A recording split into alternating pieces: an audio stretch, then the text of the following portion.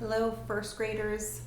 I hope all of you are doing really, really well, and I miss all of you more than you will ever know.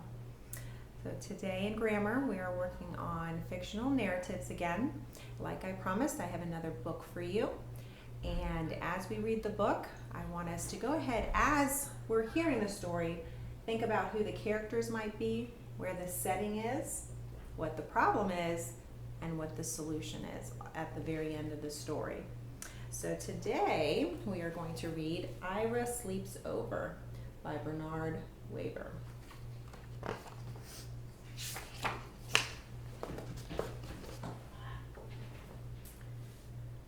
I was invited to sleep at Reggie's house. Was I happy? I had never slept at a friend's house before.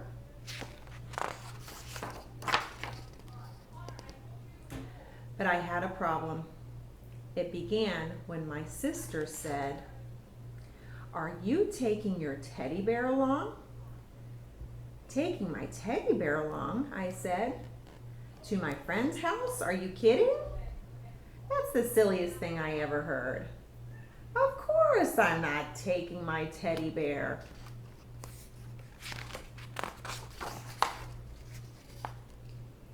And then she said, "But you never slept without your teddy bear before. How will you feel sleeping without your teddy bear for the very first time?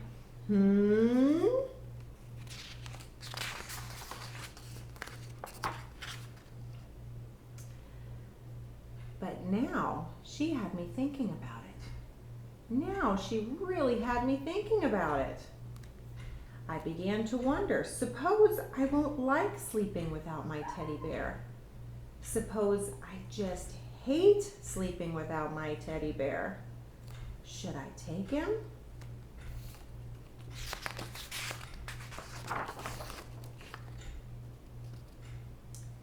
"Take him," said my mother.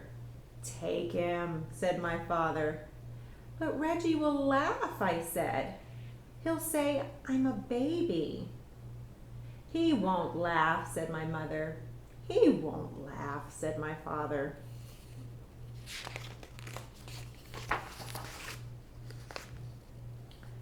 "He'll laugh," said my sister. I decided not to take my teddy bear.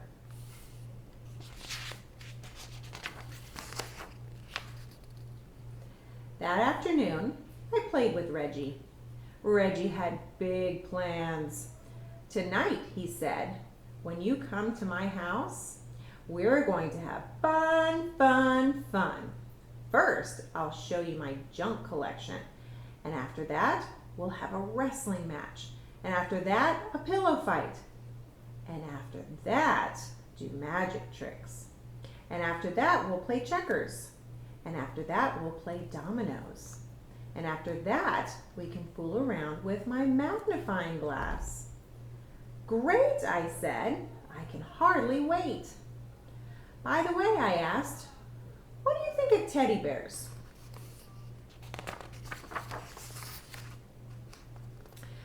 But Reggie just went on talking and planning as if he had never heard of teddy bears. And after that, he said, "Do you know what we can do after that?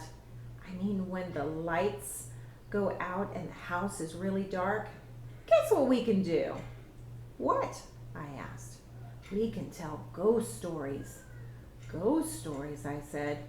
"Ghost stories," said Reggie. "Scary, creepy, spooky ghost stories." I began to think about my teddy bear. "Does your house get very dark?" I asked. "Uh-huh," said Reggie. "Very, very dark?" "Uh-huh," said Reggie. "By the way," I said again, "what do you think of teddy bears?"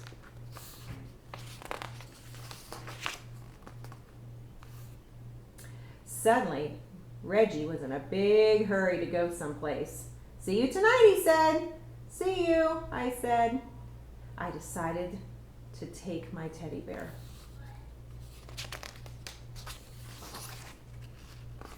"Good," said my mother. "Good," said my father. But my sister said,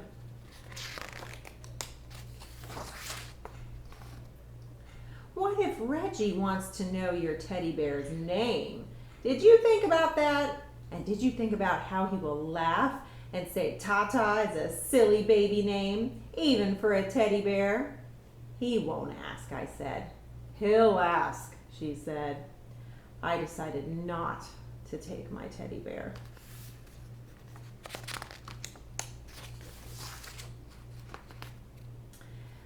At last it was time to go to Reggie's house.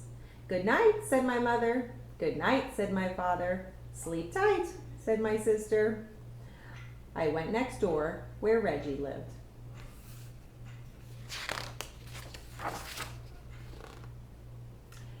That night, Reggie showed me his junk. He showed me his flashlight, his collection of bottle caps, a chain made of chewing gum wrappers, some picture postcards, an egg timer, jumbo goggles, a false nose and mustache, and a bunch of old rubber stamps and labels from his father's office.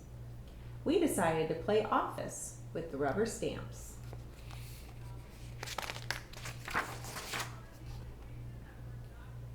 After that, we had a wrestling match. And after that, we had a pillow fight. And after that, Reggie's father said, bedtime. All ready, said Reggie. All ready, said his father. We got into bed. Good night, said Reggie's father. Good night, we said.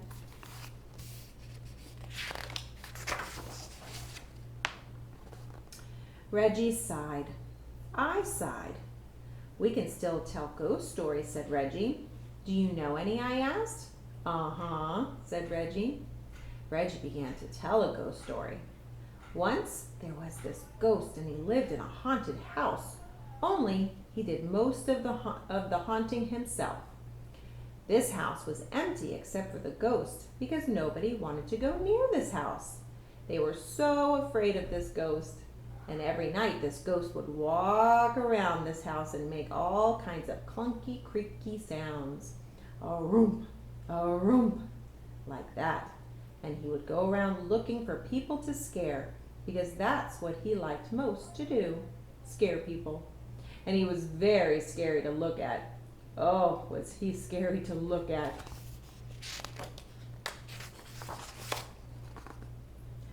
Reggie stopped. Are you scared? He asked. Uh-huh, I said. Are you? What? Said Reggie. Are you scared? Just a minute, said Reggie. I have to get something. What do you have to get? I asked. Oh, something, said Reggie. Reggie pulled the something out of a drawer. The room was dark, but I could see it had fuzzy arms and legs and was about the size of a teddy bear. I looked again. It was a teddy bear.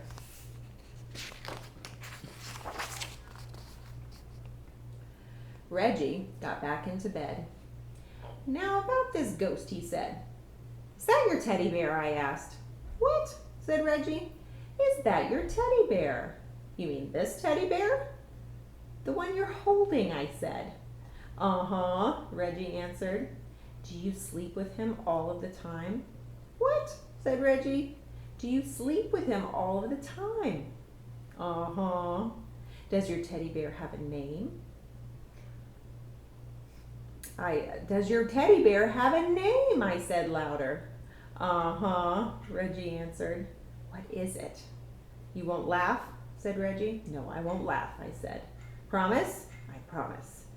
It's Foo-Foo. Did you say Foo-Foo? Uh-huh, said Reggie. Just a minute, I said. I have to get something. What do you have to get? Reggie asked. Oh, something, I answered.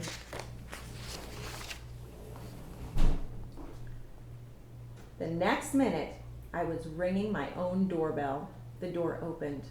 Ira, everyone said, what are you doing here? I changed my mind, I answered. You what? Said my mother. You what? Said my father. You what? Said my sister. She was still up. I changed my mind, I said. I decided to take Tata after all. I went upstairs. Soon I was down again with Tata. My sister said,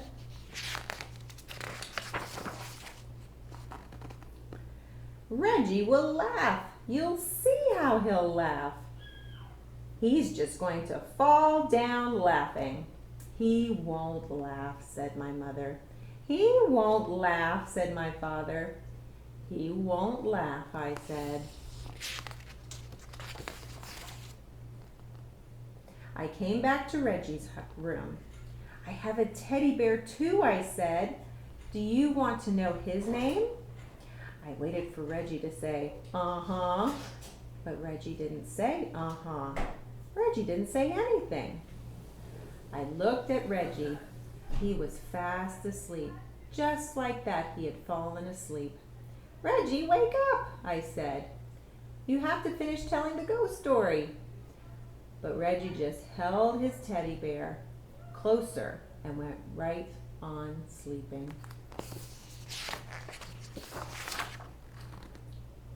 And after that, well, there wasn't anything to do after that. Good night, I whispered to Tata, and I fell asleep too. All right, guys. So first thing, make sure you have your chart ready to go to fill in with me, and we will write the title in the center. So the title of this story is Ira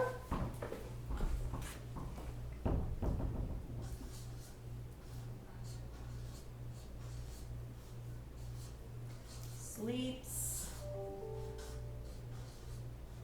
Over. All right. So our two main characters, let's see if you can think of who the two main characters are.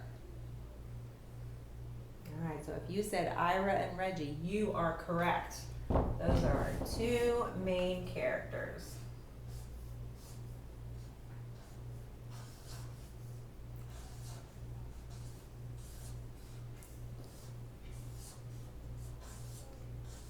All right, so just like last time, for our characters and our setting, we do not need to write complete sentences. We can just list who the characters were and then list where the settings are. All right, so we have two places where this story takes place. I'll let you guys have a moment to think about, where did this story take place? All right, if you said Ira's house and Reggie's house, you are correct.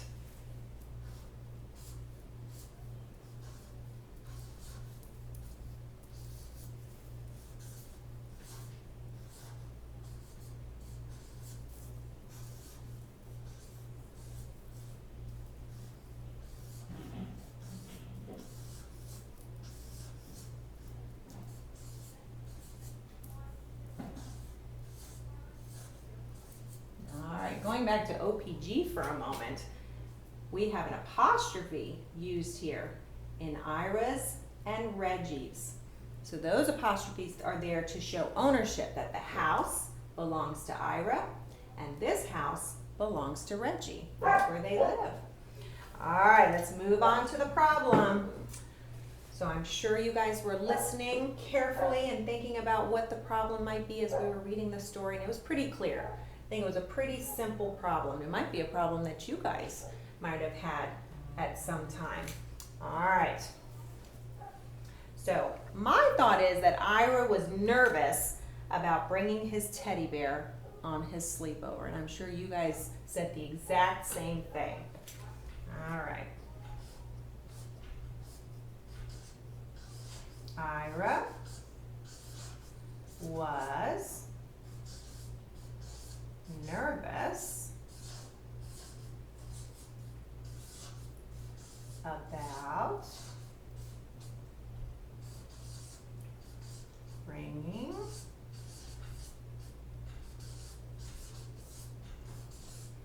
his teddy bear to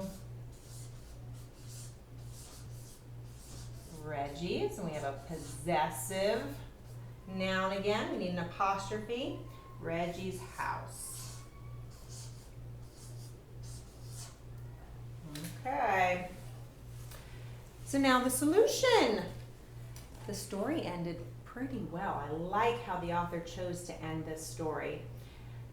That Ira realized that Reggie had a teddy bear too, so there was nothing to be nervous about.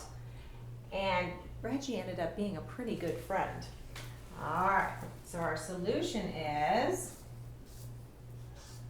Ira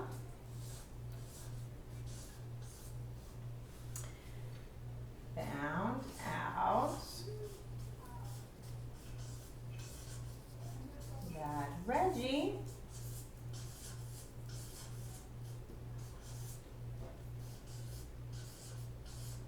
had a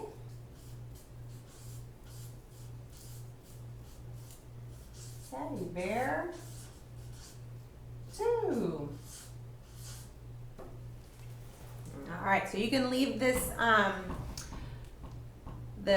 video playing for a while so that way you can copy all of that information into your form. But I wanted to talk to you just for a moment. After reading that story, we talked about last time that usually there's a lesson learned, or there might be a moral to a story. It might go even farther than there being a problem and a solution. So there were a couple of thoughts I had with that story that Ira learned to be himself and not to be afraid to show others who he is. And it's okay to be you because you're so special. If you weren't so special, God wouldn't have created you, right? There's only one of you. There's only one of Ira. And he needs to remember that and not be afraid to express who he is and share his feelings. Another thing I noticed in the story is how not so supportive Ira's sister was. All right, so sometimes there's a lesson in stories that we read that reminds us, okay, this might not be a good way to behave. So that's what his sister showed us, that we need to be supportive, especially of our brothers and sisters, right? All right, well, it was wonderful reading a story with all of you. Hopefully, I will get to see all of you soon, so soon. Keep working hard for Mom and Dad, and continue finding creative ways to have fun, especially while we're in our homes and maybe walking around the neighborhood. Find a new thing that you can do so you can get out and get some fresh air. All right. Love you, miss you, and I'll see you soon. Bye.